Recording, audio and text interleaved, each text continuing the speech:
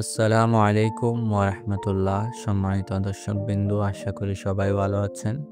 আজকে আমি আপনাদেরকে জানাবো কিভাবে ছাদ বাগানে মিষ্টি কুমড়া চাষ করা হয়, আর এই বছর মিষ্টি কুমড়া চাষ করে কেমন ফলন পেয়েছি সবগুলো বিস্তারিত বলা হবে।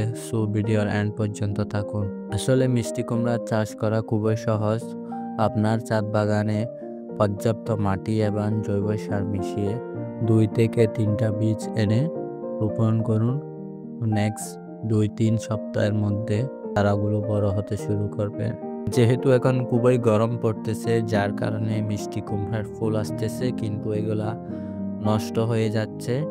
এখনো মিষ্টি কুমড়া হয় নাই, তবে 2 থেকে 3 দিনের মধ্যে এখান থেকে মিষ্টি কুমড়া শাক খেতে পারছি। আর মিষ্টি কুমড়া চাষ করলে এটার বেনিফিট হচ্ছে, যদি আপনি মিষ্টি কুমড়া চাষ করেন আপনার ছাদ বাগানে, যদি মিষ্টি কুমড়া না ধরেও আপনি প্রতিনিয়ত এখান থেকে মিষ্টি কুমড়ার শাক খেতে পারবেন, যা খুবই সুস্বাদু এবং পুষ্টিকর। সো আপনারা চাইলে ট্রাই করে দেখতে পারেন। মিষ্টি কুমড়ার চাষ করা আসলে খুবই ইজি, এগুলার জন্য তেমন প্যারা নেই। একটা সপ্তাহের মধ্যে মিষ্টি কুমড়া আসবে। যেহেতু এখন খুব গরম পড়ছে, যার কারণে মিষ্টি কুমড়া আর কলি এসে নষ্ট হয়ে যাচ্ছে।